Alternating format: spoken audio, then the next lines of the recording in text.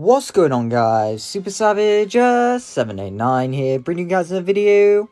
And today we're doing What If King Piccolo Was Never Sealed, Part 7. If you haven't seen the last 6 parts, go and watch it, as you'll be quite confused about this part. And today we're finishing off the Boo Saga, so without further ado, let's get into today's video. As Yamcha, 17, 18, and Shin fly away, the Supreme Kai tells him that he has to leave. He has a hunch about something. Before elaborating, he teleports away into a forest pretty far off. After a little looking, his suspicions are proven correct as he finds Piccolo laying there unconscious, but barely alive. He exclaims to himself that Piccolo may still be able to save them, but a voice behind him tells him not to count on it. From behind, a very injured Ten Shinhan stumbles over, telling the Supreme Kai that he finally has his chance to stop him once and for all. Shin tells him to stop, however. He shouldn't let his personal vendetta get in the way of what could save the Earth. If he wishes to kill the Namekian, then he should do it after Boo is defeated.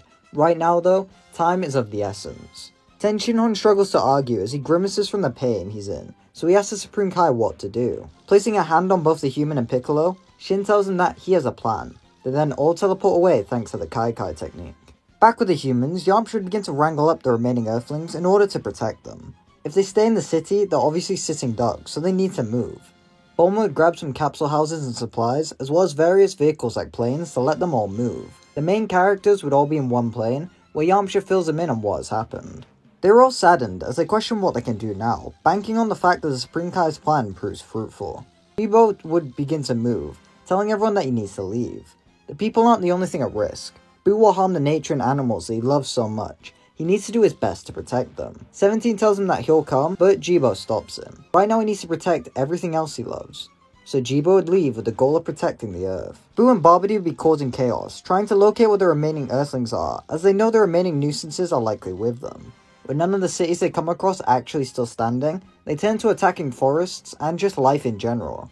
This means that after a day repeating these actions, they'd come across Jibo, doing his best to help animals stuck under debris, as well as helping them to relocate. Without even thinking, Boo fires a ki blast at them, which Jibo responds to, absorbing it, before flying up to them. Babidi asks Jibo if he knows the annoying long-haired man and the two bratty teens, but Jibo ignores him, knowing what that'll do to them. Instead, he simply begins to speak. He tells them that he doesn't wish to fight, so if they want to kill him, they're more than welcome to. But please don't harm the nature.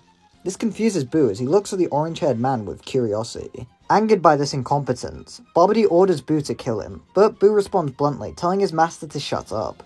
Jibo tells Boo that he doesn't have to obey if he doesn't want to. Don't let bad people influence you. Again triggered, Babidi tries arguing, but Boo simply kills him. He then asks Jibo why he wanted to die. Jibo proceeds to explain to Boo about the beauty that is nature and how it's important for the Earth in its current state for it to be allowed to prosper. Recognizing that Boo might not be all that bad, Jibo offers to show him, which the Jin agrees to. So the duo proceed to go around the planet, with Jibo teaching Boo about different animals. They'd even encounter an injured bird, which Boo would proceed to heal, making Jibo smile. Give it a few more days, and he may actually be able to rehabilitate Boo completely. As the duo are flying around, they come across a city that was demolished decades ago thanks to King Piccolo, which would make Boo curious. He asks about what happened, and Jibo explains that a bad man did some bad things. Wanting to understand better, Boo would ask if he could read Jibo's mind, who would agree. So Boo would do just that, feeling all the suffering that he's gone through. The pain of being subjugated by Piccolo, losing his mother, Dr. Gero betraying him and dying in front of him. It's all just too much to bear for Boo as he begins to get furious. All the negativity was just too much for him, leading to him expelling the evil in his heart. Evil Boo then proceeds to eat Good Boo, becoming Super Boo, leaving Jibo at a loss for words. Meanwhile, Ten Shinhan and Piccolo would be on the world of the Kais.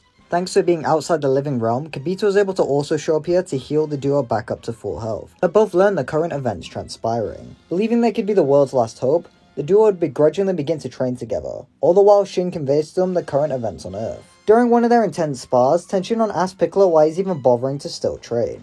He got what he wanted, he located Goku, and now he's in hell where he belongs. He could just leave the rest of them to combat this threat. Piccolo would tell Ten Shinhan that Boo endangers the whole universe if he isn't stopped now, and training with Ten is the best bet to prevent that from happening. And then he tells the Triclops that he's caused enough pain on the Earth as is. He refuses to let another threat wipe them out. Ten Shinhan can tell Piccolo is telling the truth, and is actually shocked to see the Namekian be so genuine with him. The duo would need to up their training, recognizing they aren't growing quick enough, so they decide to use the Z-Sword. I think Piccolo would be able to take it out using his Demon King form. They then begin training with the sword, alternating between each one with the blade to even out their gains.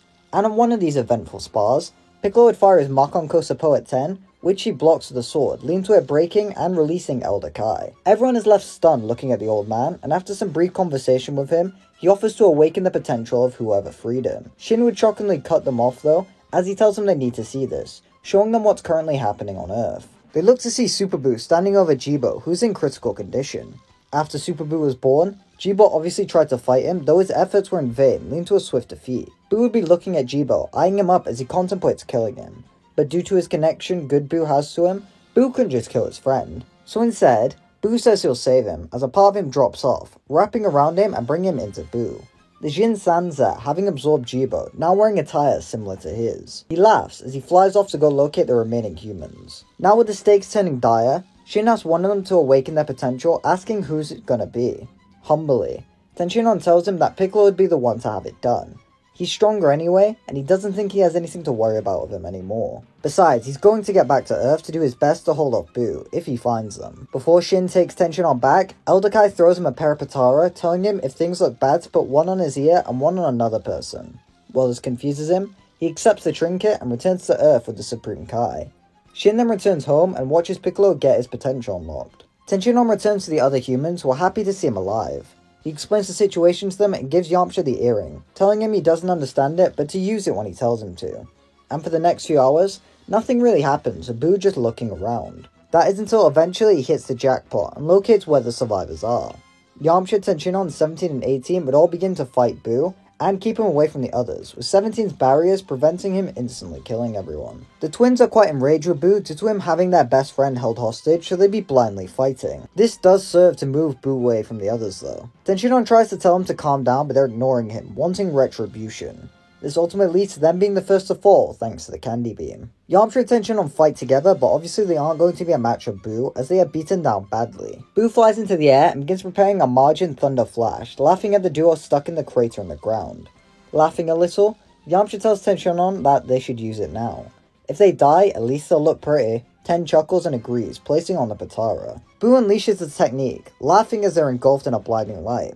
When it clears though, neither Yamcha nor Tenshinhan are there. Instead, a new figure stands there smiling.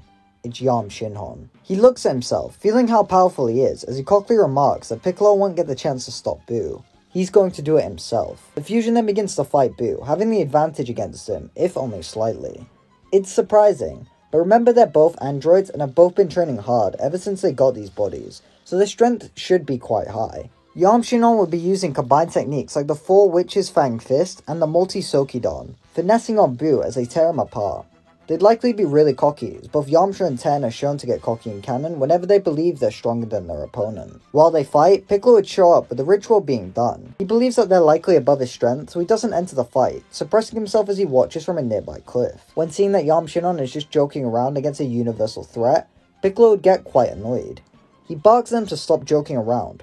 Hurry up and end this. The fusion turns to him, telling him that they basically won anyway, but if he doesn't want to turn, they'll do so now. But how should they do it? This distraction is the opening Buu needed as he wraps a part of himself around them, absorbing them into himself for a huge power boost. Piccolo calls him an idiot as he recognizes even with his new power he's screwed.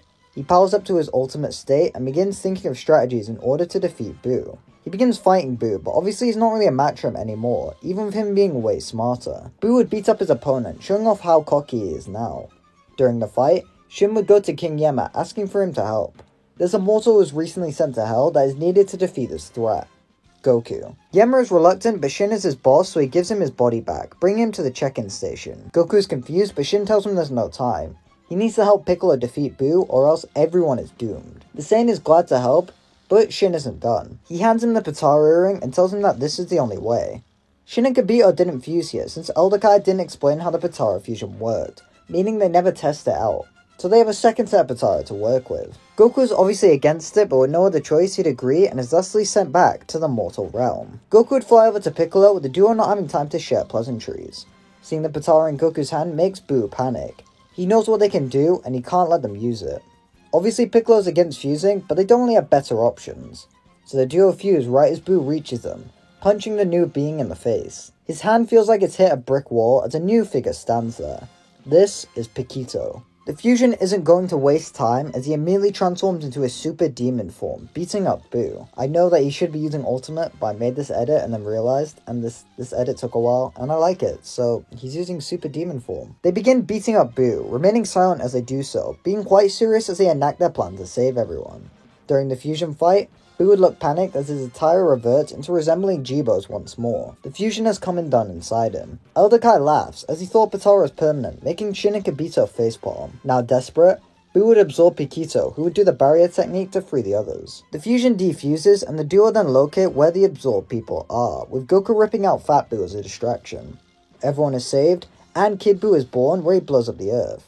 Piccolo managed to teleport everyone away at the last second, however, to the Kai's planet, though unfortunately the remaining civilians all perished. It wouldn't take long for Boo to then reform and teleport over to the Kai's planet where the final fight begins.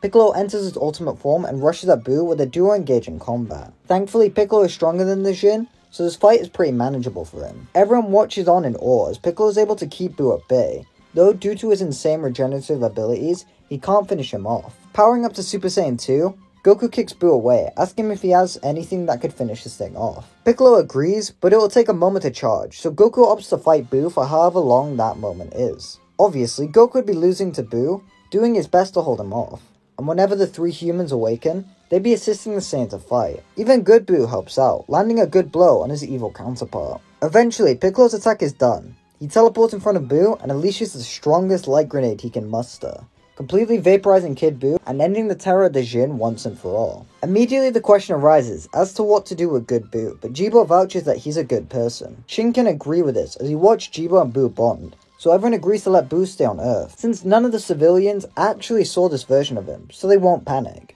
Goku sweat drops though, as he remarks that Earth is kind of gone. Not to worry though. Piccolo contacts Dende and asks him to make some wishes on Porunga for him. The wishes made are to restore the Earth, to revive everyone pure heart who died on Earth, and for any Earth structures destroyed by King Piccolo or his men to be rebuilt. So now, the Earthlings can take it easy and not need to rebuild. Tenshinhan thanks Piccolo for everything, telling him whenever he wants to rematch, he knows where he is. The Earthlings and Boo all then return to Earth. Having also been revived by the wish, Piccolo asks Goku where he's going to go now. With nothing better to do, the Saiyan smirks and says that for now, he'll hang around Namek. The brothers smile at each other as they return to Namek, ending off the Boo saga and this part. If you guys enjoyed, why not hit the like button and subscribe for more. If I see this series doing really well, I might give it GT parts, in addition to the super parts I'll be following these ones. I think the Boo saga was done really well, I'm quite proud of it. In places it does feel like it's kind of just one for one with the story, but I think that makes sense and I think it's a cool spin. And also Piccolo redeemed himself in the eyes of the Earthlings, which was set up for him to do at the start. So that's cool. The arcs are all finished, that was Sap and Z, and now we have a clean slate going into Super. So, yeah. Bye!